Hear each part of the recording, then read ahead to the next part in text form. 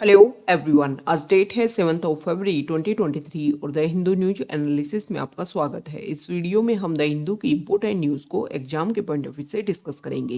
नीचे description box में Telegram channel Volcano IAS academy का लिंक दिया हुआ है। आप Telegram channel Volcano IAS academy के साथ में जुड़ सकते हैं।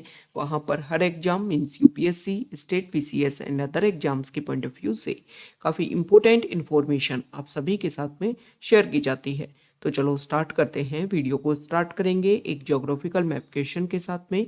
और आज आपका क्वेश्चन ये है कि थेरी डेजर्ट को आपको मैप में व्यू करना है, फिर इससे रिलेटेड हर इंपॉर्टेंट फैक्ट्स को एंड इन्फॉर्मेशन को कमेंट बॉक्स में टाइप करना है।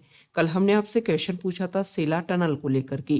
तो सेला टनल जो है इसका फॉर्मेशन हमारे इंडिया का जो अरुणाचल प्रदेश स्टेट है वहाँ पर किया जा रहा है। और मेन टारगेट ये है कि हमारा जो बॉर्डर एरिया है जिसमें स्पेसिफिक जो तवांग रीजन है वहाँ पर ऑल वेदर कनेक्टिविटी जो है वो दी जा सके इस टनल के थ्रू। ये जो सेना टनल है ये पूरे वर्ल्ड में longest by lane road tunnel के रूप में जानी जाएगी। सेला टनल जो है इसका फॉर्मेशन बॉर्डर रोड ऑर्गेनाइजेशन कर रहा है, ये आपको ध्यान में रखना है। और जो इसकी डेडलाइन थी इस प्रोजेक्ट को कंप्लीट होने की, उससे पहले ही इसको कंप्लीट किया जा रहा है, जिसकी वजह से न्यूज़ में बना हुआ था।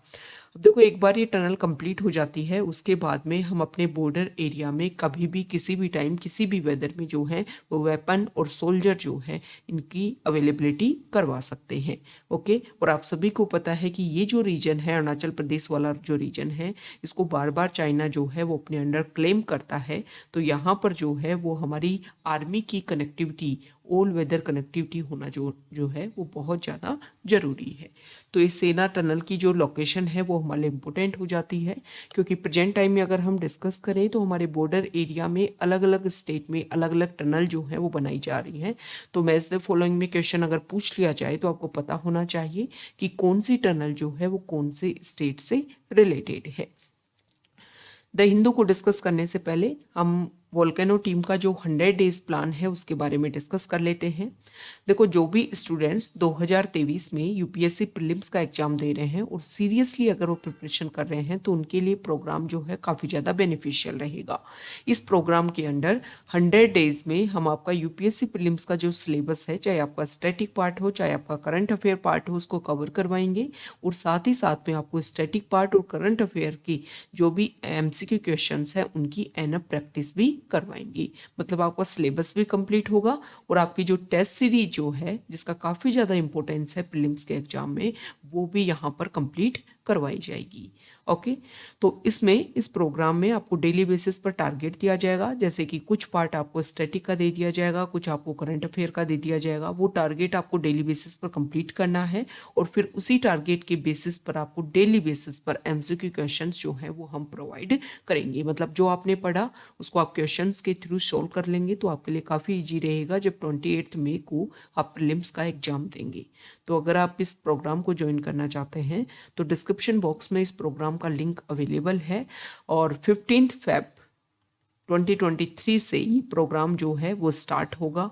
अर्ली 50 स्टूडेंट्स के लिए इस प्रोग्राम की फ़ी जो है वो 2500 है और नॉर्मल चार्जेस फिर उसके बाद में इस प्रोग्राम के जो है वो 3000 हैं।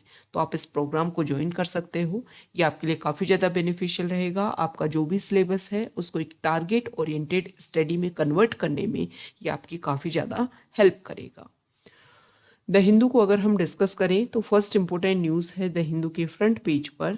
यहाँ पर देखिए, देखो मद्रास हाई कोर्ट में एक जो वहाँ की, यहाँ देखिए, एक लॉयर जो है उनका एलिवेशन एज ए जज किया जा रहा है। तो उसको लेकर के पिटीशन डाली गई कि ये जो लॉयर है इनका कुछ स्टेटमेंट हेट स्पीच को लेकर के देखने को मिला था, तो इसको जो सुप्रीम कोर्ट है वो दोबारा से रिव्यू करे। तो सुप्रीम कोर्ट ने क्लियर किया है कि आज जो है जो भी लॉयर का एलिवेशन एज ए जज किया जा रहा था मद्रास हाई कोर्ट में, उसको लेकर के जो भी पिटीशन है उसको सुना जाएगा। ओके, प्रेजेंट टाइम में अगर हम डिस्कस करें तो हमारा जो सुप्रीम कोर्ट की जो स्ट्रेंथ है वो 34 है और उसमें 32 जो मतलब कुछ वैकेंसीज थी, जैसे 5 जजेस की कल से ओथ सेरेमनी देखने को मिली, तो उसके बाद में टोटल स्ट्रेंथ की ओनली 2 वैकेंसी जो है वो बची हुई है और उनकी भी रिकमेंडेशन जो है वो कॉलेजियम सिस्टम ने गवर्नमेंट को दे रखी है। अगर उस पर भी रिजल्ट होता है तो हमारी जो कंप्लीट स्ट्रेंथ है सुप्रीम कोर्ट की वो फिल हो जाएगी। नेक्स्ट इंपॉर्टेंट आर्टिकल है, आपने भी ये न्यूज़ सुनी होगी कि टर्की, सीरिया और वहाँ का आसपास का जो रीजन है वो अर्थक्वेक की वजह से काफ़ी ज़्यादा इफ़ेक्ट हुआ है। बहुत सारे लोगों की डेथ देखने को मिली है, वहाँ की कंप्लीट बिल्डिंग्स जो हैं वो डिस्ट्रॉय हो गई हैं और इसकी वजह से काफ़ी ज़्यादा इफ़ेक्ट हुआ है। हमारे इंडिया ने भी, इसके अलावा अदर कंट्रीज ने भी वहाँ पर हेल्प करने के लिए अपनी अपनी टीम जो है वो वहाँ पर सेंड की है। तो हमारे इंडिया ने अपनी एनडीआरएफ टीम और मेडिकल टीम जो है वहाँ के लिए भेजी है। तो हम डिस्कस करेंगे कि अर्थक्वेक जो है, इस तरीके की कंडीशन जो है वो क्यों देखने को मिलती है। बहुत सारे एरिया पूरे वर्ल्ड में ऐसे हैं जो अर्थक्वेक प्रोन है, वहाँ पर वॉल्केनिक इरप्शन भी बहुत जगह देखने को मिलती है। तो बेसिक इशू क्या है और इसको हम समझने की कोशिश करेंगे। तो सबसे पहले इम्पोर्टेंट बात तो आप ये समझिए कि हमारी जो अर्थ है, जैसे कि आप फुटबॉल देखते हो ना, तो फुटबॉल में आपको किस तरीके के पैचेस दिखाई देते हैं, इस तरीके के पैचेस जो हैं वो आपको दिखाई देते हैं। मतलब ये जो कनेक्टिविटी है इस तरीके से। तो हमारी जो अर्थ है वो भी इसी तरीके से अलग अलग प्लेट्स से बनी हुई है। जिस तरीके से फुटबॉल पे आपको अलग अलग प्लेट जैसे दिखाई देते हैं ना, वैसे ही हमारी अर्थ जो है वो अलग अलग प्लेट से बनी हुई है। जो अर्थ हमें शो हो रही है, जो सी रीजन हमें शो हो रहा है, उसको लेकर के एक अलग अलग प्लेट है। जैसे कि हम यहाँ पर बात करें तो हमारा जो पेनिनसुलर इंडिया जो है उसके लिए इंडियन प्लेट है, यहाँ पर अरेबियन प्लेट है, ये अफ्रीकन प्लेट है और ये साउथ अमेरिका प्लेट है, ये नॉर्थ अमेरिका प्लेट है। इस तरीके से पूरी अर्थ जो है वो अलग अलग प्लेट से मिलकर के बनी हुई है। तो टोटल अगर हम बड़े लेवल पर बात करें तो 7 बड़ी प्लेटें हैं। देखो, जब नॉर्थ अमेरिका और साउथ अमेरिका को अलग अलग प्लेट बोला जाता है तब तो होती है 7 बड़ी प्लेटें, और अगर इन दोनों को एक ही अमेरिकन प्लेट बोला जाता है तब होती है 6 बड़ी प्लेटें, और लगभग 20 के लगभग जो हैं वो स्मॉल प्लेटें हैं। स्मॉल प्लेट मतलब जैसे कि Caspian plate, Cocos plate, नाजका plate, ये हैं स्मॉल प्लेट। ओके।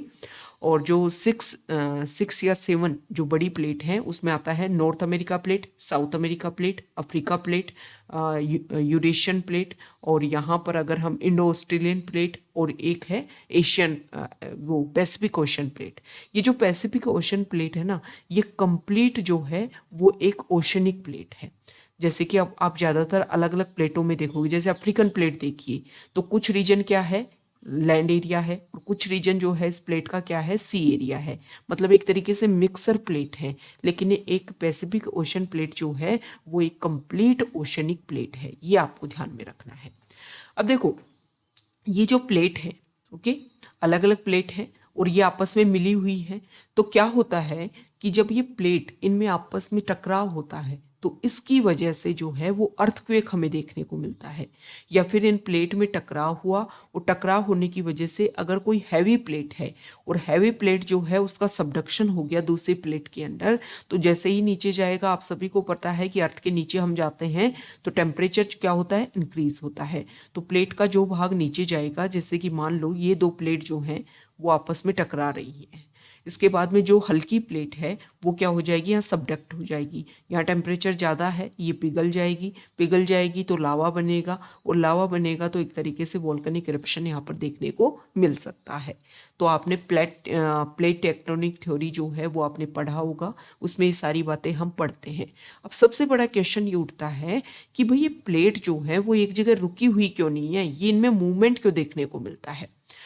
तो अगर आपने अर्थ की इंटरनल स्ट्रक्चर अगर आपने रीड की है तो आपको एक बात पता होगी, यहां देखिए, है ना, आपको ये पता होगा कि अर्थ जो है उसको अगर हम डिवाइड करें, ओके, तो अलग अलग लेवल पर अगर हम डिवाइड करें तो अर्थ के 3 पार्ट होते हैं। सबसे अपर पार्ट जो होता है उसको हम क्या बोलते हैं, क्रस्ट बोलते हैं।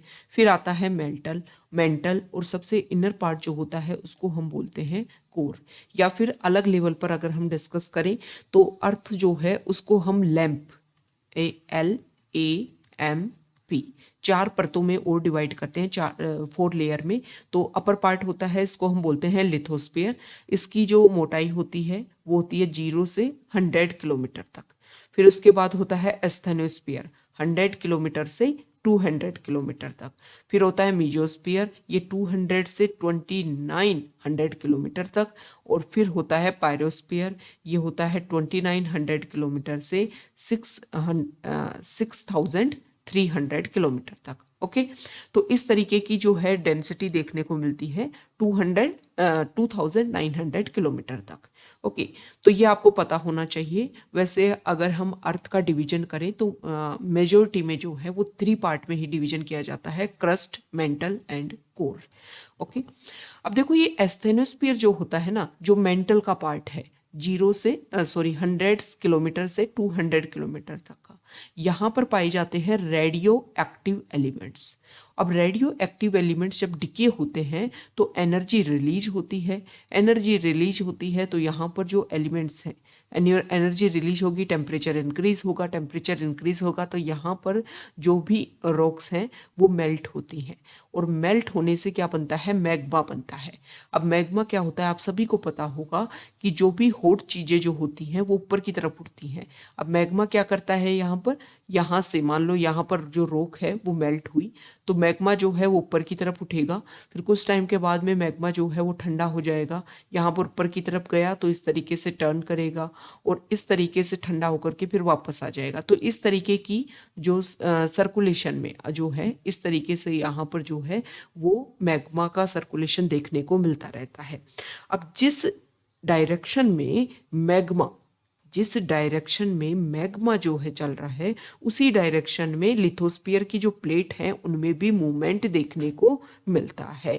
तो इस तरीके से जो प्लेट है उनमें मूवमेंट होता है और उसकी वजह से जब वो आपस में टकराते हैं तो इसकी वजह से अर्थक्वेक जैसी सिचुएशन जो है वो क्रिएट हो जाती है।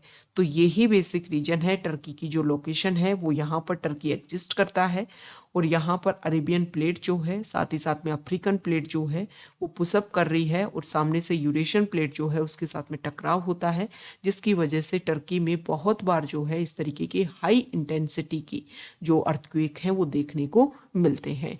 तो आपको ये बताना है कि अर्थक्वेक को कौन से हम इंस्ट्रूमेंट से मेजर करते हैं, उस इंस्ट्रूमेंट का नेम जो है वो आप कमेंट बॉक्स में बता दोगे। ओके, तो ये बेसिक फैक्ट हमने डिस्कस किए हैं जो इसके बारे में आपको पता होना चाहिए। नेक्स्ट इंपॉर्टेंट आर्टिकल है साउथ पेज पर, और यहाँ पर हम डिस्कस करेंगे, देखो आंध्र प्रदेश जो स्टेट है वहाँ पर 3 कैपिटल को लेकर के जो इशू चल रहा है, तो सुप्रीम कोर्ट जो है आज स्पेशल लीव पिटीशन को 23 फरवरी को जो है वो स्पेशल लीव पिटीशन को सुनेगा। अब देखो आर्टिकल 136 जो है, 136 जो है हमारे कॉन्स्टिट्यूशन का, वो स्पेशल लीव पिटीशन के बारे में बात करता है। स्पेशल लीव पिटीशन है क्या?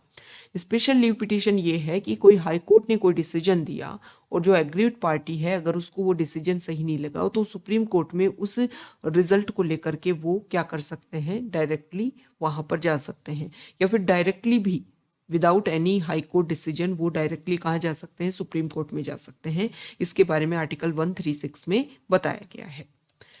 नेक्स्ट इंपोर्टेंट आर्टिकल है एडिटोरियल पीस पर, और यहाँ पर हम 2 इशू को डिस्कस करेंगे। एक तो जम्मू एंड कश्मीर में जो विलेज गार्ड स्कीम जो है वो दोबारा से जो इंट्रोड्यूस की गई है उसके बारे में, और एक हम डिस्कस करेंगे अभी सुप्रीम कोर्ट ने जो लेजिस्लेशन की बात की है, सुप्रीम कोर्ट ने बात की है किसके बारे में, जो पैसिव एथनेशिया है उसके बारे में।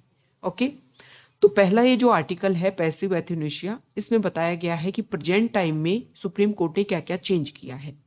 तो देखो पैसिव एथनेशिया मतलब कोई पर्सन डेथ कंडीशन में है और वो चाहते हैं कि अब उनकी इस तरीके की कंडीशन नहीं है कि वो जी सके, तो वो अपनी तरफ से इंट्रोड्यूस करें कि मुझे जो है विदाउट सपोर्ट मेडिकल सपोर्ट रखा जाए ताकि डेथ जो है वो मैं देख सकूं। ओके, तो आर्टिकल 21 जो है इसके अंडर इसको कंसिडर किया जाता है कि राइट टू डेथ जो है वो भी आर्टिकल 21 के अंडर ही आता है। तो 2018 में 2018 में जो है वो एडवांस मेडिकल डायरेक्टिव जो है इसका कंसेप्ट सुप्रीम कोर्ट ने रखा था और पैसिव एथनेशिया जो है उसको अलाउ किया था, और कुछ सेफगार्ड जो है इसमें दिए गए थे कि मतलब जो पर्सन जो है वो चाहता है, एग्जीक्यूटर ये चाहता है कि उनको डेथ दी जाए, तो इसको लेकर के भी कुछ सेफगार्ड होना चाहिए। ऐसा नहीं कि प्रेशर में जो है उसको कोई बोला जा रहा है, मतलब वॉलेंटरी बेसिस पर ये प्रोसीजर हो रहा है, इसको लेकर के एश्योरेंस होनी चाहिए। तो पहले क्या बोला गया था, देखो अभी जो है सुप्रीम कोर्ट ने जो डॉक्टर जो होते हैं जिनके अंडर सुपरविजन चल रहा है या जो मेडिकल स्टाफ है, हॉस्पिटल का जो स्टाफ है, उनको यहाँ पर पावर दी है। पहले यहाँ पर क्या बोला गया था कि जो पर्सन है अगर वो वॉलंटरी बेसिस पर उन्होंने लिखा है कि मुझे जो है वो डेथ दी जानी चाहिए, तो पहले क्या होता था कि जो मजिस्ट्रेट है वो इसको अटेस्टेड करेगा। लेकिन प्रेजेंट टाइम में ये बोला गया है कि भाई कोई भी गजेटेड ऑफिसर हो या नोटरी जो हो उसके थ्रू जो है उसको अटेस्टेड करवाया जा सकता है। बस इस बात का ध्यान में रखना है कि कोई फोर्सफुली जो है ये प्रोसीजर उनसे नहीं करवाया जा रहा है एग्जीक्यूटिव से। ये बात आपको ध्यान में रखनी है। दूसरा क्या चेंज किया गया है कि सेकंड मेडिकल बोर्ड, मतलब सेकंड बोर्ड जो बनाया गया था, पहले इसमें मजिस्ट्रेट जो डिस्ट्रिक्ट कलेक्टर जो है उसको प्रायोरिटी दी गई थी। अभी यहाँ पर प्रायोरिटी दी गई है कि जो आपका एक तरीके से मेडिकल ऑफिसर जो है वो एक डॉक्टर को अपॉइंट करे, उसके प्रेजेंस में एक कमेटी बने और वो कमेटी जो है वो रिव्यू करे कि हाँ ये प्रोसीजर जो है वो कोई फोर्सफुली नहीं हो रहा है और इसको फिर एप्लीकेबल करना है। ओके, तो इस आर्टिकल में बोला गया है कि देखो मेन टारगेट क्या है कि जो पर्सन है अगर वो पैसिव एथनेशिया के थ्रू अपनी डेथ चाहते हैं तो उस प्रोसीजर को थोड़ा सिंप्लीफाई बनाया गया है, क्योंकि 2018 में जो भी रूल्स एंड रेगुलेशन थे उसमें कुछ स्ट्रिक्टनेस देखने को मिल रहा था, जिसकी वजह से काफ़ी ज़्यादा प्रॉब्लम्स देखने को मिल रही थी। तो उसमें कुछ सिंप्लीफिकेशन लाने की यहाँ पर कोशिश की गई है। तो यहाँ पर सुप्रीम कोर्ट ने बोला है कि अब देखो यहाँ पर इसको लेकर के हमने कुछ चेंज तो किया है, अब इसके अकॉर्डिंग जो लॉ है वो बनाया जाना चाहिए ताकि ये जो प्रॉब्लम है, जो ऑब्स्टेकल्स देखने को मिल रही थी, उनको सॉल्व किया जा सके। नेक्स्ट यहाँ पर जो आर्टिकल है, राइटर जो है उन्होंने बताया है कि देखो अभी जम्मू एंड कश्मीर में जो विलेज डिफेंस स्कीम जो दोबारा से हमने इंट्रोड्यूस की है, VDC village defence committee, okay, और जिनको पहले हम विलेज डिफेंस कमेटी के नाम से जानते थे और अभी जो है उसको विलेज डिफेंस गार्ड्स के नाम से इसको इंट्रोड्यूस किया गया है 2022 अगस्त में। इसमें क्या किया जाएगा कि जो लोकल लोग हैं उनको ट्रेनिंग दी जाएगी, उनको वेपन प्रोवाइड करवाए जाएंगे ताकि वो जो मिलिटेंसी अटैक्स जो हैं या इस तरीके का टेररिज्म रिलेटेड जो इशू है उनको उसमें अपनी सेफ्टी रख सकें और एक तरीके से क्या कर सकें, वहाँ की सिक्योरिटी जो है उसको भी मेंटेन कर सकें। ओके, तो यहाँ पर जो राइटर है उन्होंने बोला है कि आपने जम्मू एंड कश्मीर का वो रीजन जहाँ पर मुस्लिम एंड हिंदू कम्युनिटी जो है वो इक्वल पार्टिसिपेशन है, इक्वल पॉपुलेशन है, वहाँ पर जो है वो आप इसको इम्प्लीमेंट कर रहे हो, तो इसकी वजह से प्रॉब्लम जो है वो ज़्यादा क्रिएट हो सकती है। ओके, क्लैश जो है वो दोनों कम्युनिटी के बीच में देखने को मिल सकता है। राइटर ने यहाँ पर बोला है कि देखो आप किसी पर्सन को पावर कर रहे हो, उससे ज़्यादा आपको जो है वो वहाँ का जो थर्ड टीयर गवर्नमेंट है, मतलब जो आपका पंचायत लेवल है, म्यूनिसिपैलिटीज़ हैं, उनको आपको और ज़्यादा पावरफुल बनाया जाना चाहिए। उनको जो है वो एक जो भी रूल्स एंड रेगुलेशन है या जो इम्प्लीमेंटेशन है वो इनके बेसिस पर होना चाहिए, ताकि आपने जो ये स्कीम लॉन्च की है इस स्कीम का ज़्यादा बेनिफिट जो है वो देखने को मिले और पर्सनल जो इशू हैं उनको सोल्व करने के बजाय जो एक तरीके से ओवरऑल इशू है, मिलिटेंसी इशू, टेररिज्म इशू, उनको सोल्व करने के ऊपर फोकस किया जाए।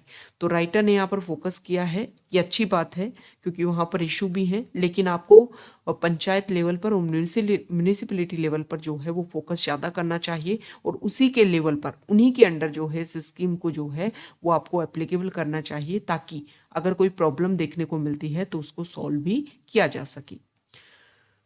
नेक्स्ट इम्पोर्टेंट आर्टिकल है न्यूज़ पेज पर, और यहाँ पर जो सुप्रीम कोर्ट में 5 जजेस की जो स्वेरिंग सेरेमनी हुई उसके बारे में यहाँ पर बताया गया है कि ये इम्पोर्टेंट है। नेक्स्ट यहाँ पर रशिया और इंडिया के बीच में डिस्कशन हुआ है। रशिया ने यहाँ पर अपनी तरफ से क्लेम किया है कि इंडिया और चाइना के जो रिलेशन प्रेजेंट टाइम में काफ़ी ज़्यादा कन्फ्लिक्ट बॉर्डर एरियाज़ को लेकर के उसको जल्दी सॉल्यूशन देखने को मिलेगा और एक रिजल्ट जो है वो इसमें देखने को मिलेगा। नेक्स्ट इम्पोर्टेंट आर्टिकल है, तो यहाँ पर देखिए इंडिया और कनाडा जो हैं उनके फॉरेन मिनिस्टर जो हैं वो डिस्कशन कर रहे हैं इंडो पैसिफिक कोऑपरेशन को लेकर के। देखो कनाडा जो है वो काफ़ी अपना इंटरेस्ट शो कर रहा है इंडो पैसिफिक रीजन में, तो अगर इंडिया और कनाडा के बीच में इसको लेकर के कोऑपरेशन होता है तो काफ़ी ज़्यादा जो हमारा इम्पोर्टेंट कनाडा के लिए भी रहेगा और इंडिया के लिए भी रहेगा, क्योंकि बहुत सारी जो ग्रुप्स हैं खालिस्तानी सपोर्टेड जो ग्रुप्स हैं जो खालिस्तानी एरिया को, कि खालिस्तान एक अलग से कंट्री बने, उस एरिया को जो सपोर्ट करते हैं उसमें बहुत सारे जो ग्रुप हैं उनको गवर्न किया जाता है कनाडा बेस्ड। ओके, तो कनाडा के साथ में अगर हमारे रिलेशन बेहतरीन होते हैं तो उन सारे ग्रुप्स को हम एक तरीके से काउंटर करवा सकते हैं, उनको रेगुलेट करवा सकते हैं और उसको लेकर के जो भी इशू है उनको भी हम सॉल्व कर सकते हैं। तो इंडिया और कनाडा के बीच में ये ट्रेड को लेकर के और जो इंडो पैसिफिक रीजन को लेकर के जो कॉपरेशन शो हो रहा है काफ़ी ज़्यादा इम्पोर्टेंट है। ओके, तो देखो इंडो पैसिफिक जो है उसके ऊपर अगर हम प्रेजेंट टाइम में किसी भी कंट्री के साथ में डिस्कशन करें या किसी भी पॉइंट के साथ में एग्रीमेंट करने की कोशिश करें तो इंडो पैसिफिक रीजन जो है वो मेन प्रायोरिटी पे रहता है।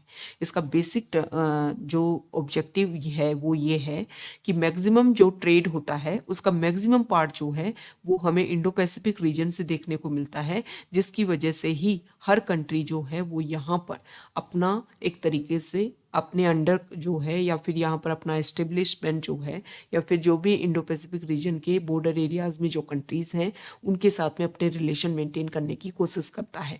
जैसे कि अगर आप चाइना की बात करो तो चाइना ने इंडो पैसिफिक रीजन में अपनी जो प्रेजेंस है उसको बनाए रखने के लिए यहाँ पर जो भी कंट्रीज़ हैं वहाँ पर अपने बेस एस्टेब्लिश करने की कोशिश वो कर रहा है।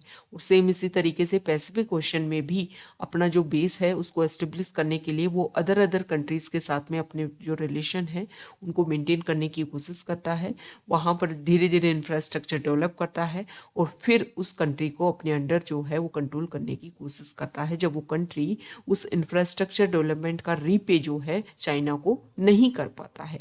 तो ये चाइना की डेप ट्रैप पॉलिसी है कि डेप दिया जाए और फिर उसमें ट्रैप कर लिया जाए और उस कंट्री को अपने अंडर जो है वो कर लिया जाए। ओके, तो ये आज का हमारा द हिंदू न्यूज़पेपर का डिस्कशन था। अगर आप यहाँ तक आए हैं, वीडियो आपको अच्छा लगा है तो प्लीज़ वीडियो को लाइक कीजिए, शेयर कीजिए और चैनल को सब्सक्राइब कीजिए। Okay, thank you.